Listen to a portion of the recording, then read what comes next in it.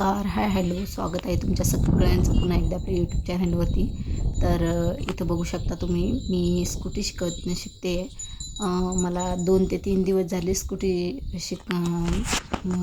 शिकते मी तेव्हापासनं. आणि हा तिसरा दिवस होता माझा स्कूटी शिकण्याचा. पहिले 2 दिवस तर मी 2-2च चकरा मारलेल्या होत्या, कारण एवढी काही जास्त जमत नव्हती. आणि हे एक दिवस पहिला दिवस ही पाठीमागं बसून आणून बघितली आणि मग त्यानंतर नंतर दुसऱ्या दिवशी त्यांनी पाठीमागं पकडून मग असं मी पुढं चालत होते. तर तशी बघितली आणि आजचा तिसरा दिवस होता. तर छान जमत होती मला तिसऱ्या दिवशी.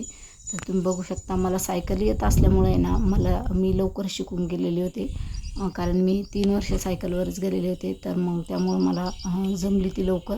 आणि पुन्हा ही चार्जिंगची असल्यामुळे ना, चार्जिंगची कसं आहे, सोपी पण जाते. पेट्रोलची थोडीशी जड असते असं हे म्हटले मला.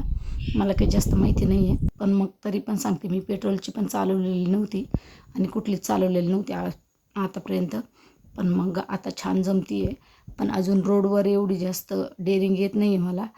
इथंच हाणून बघते मी. हे एक शिवाजी पार्क म्हणून आहे.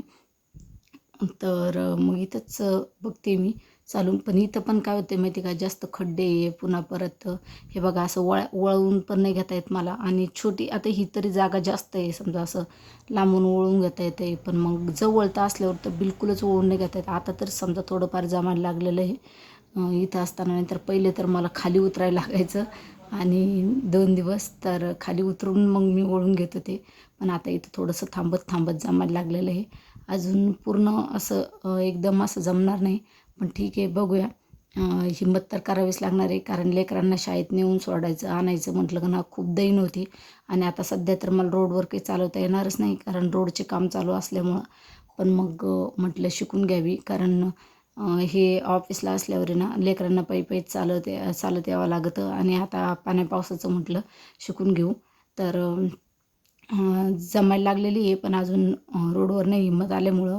बघू आता रोडवर पण आज उद्याचं जमली तर जमून जाईल. थोडीफार हाणून तर बघावंच लागणार आहे. आणि इथं ना छान अशी जमत होती, पण ना थोडंसं वाऱ्यामुळं हालायला लागली ना तर मलाच भीती वाटायची. तर थोडेसे गड्डे वगैरे होते इथं, पण म्हटलं गड्ड्यात हाणल्याशिवाय काही समजणार पण नाही. पण छान असे हाणत होते. तर इकडं ना मी थोडंसं फास्ट घेतलेलं होतं, कारण व्हिडिओ खूप जास्त मोठा होत होता, म्हणून म्हटलं थोडासा फास्ट घ्यावा.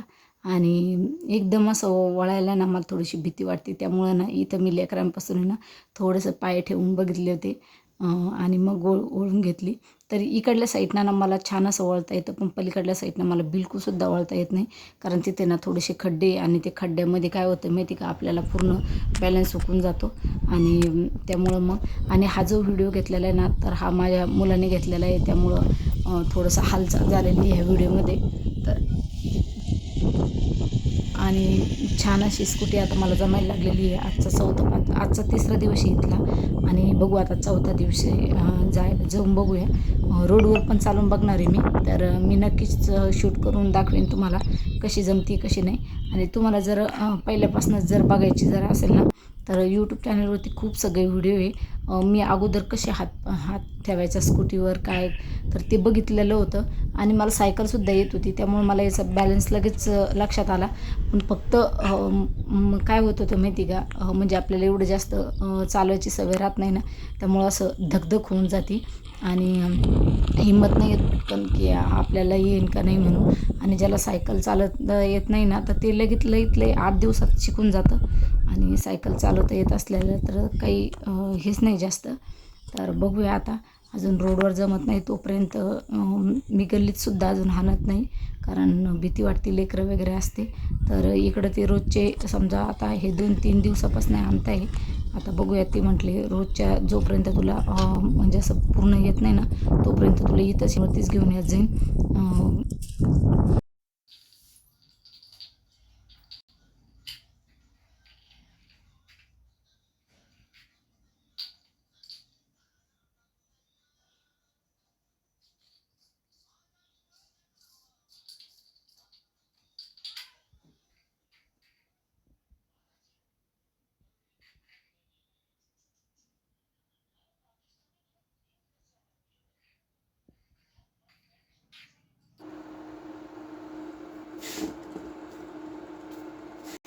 इथं ना हा दुसरा दिवस होता.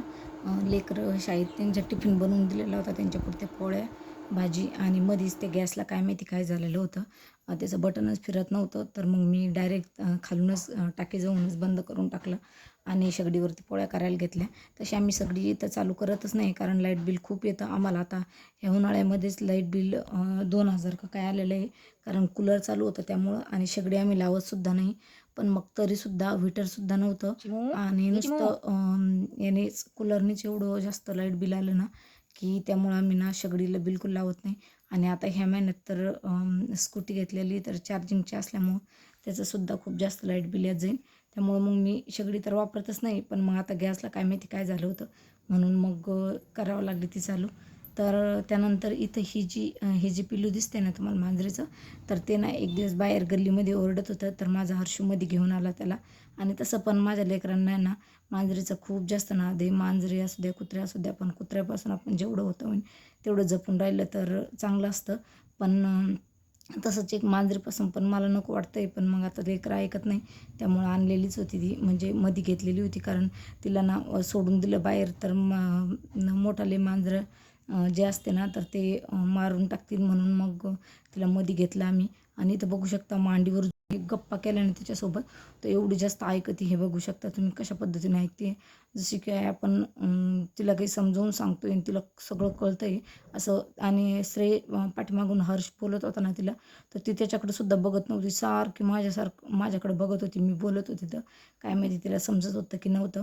आणि लेकरं असले ना तर त्यांच्यासोबत खूप छान खेळते ती. पण लेकरं जर शाळेत जर गेले ना, तर तिला समजतच नाही आपण काय करावं काय नाही. तर आणि एकटीच झाकणासोबत कशासोबत खेळत राहते.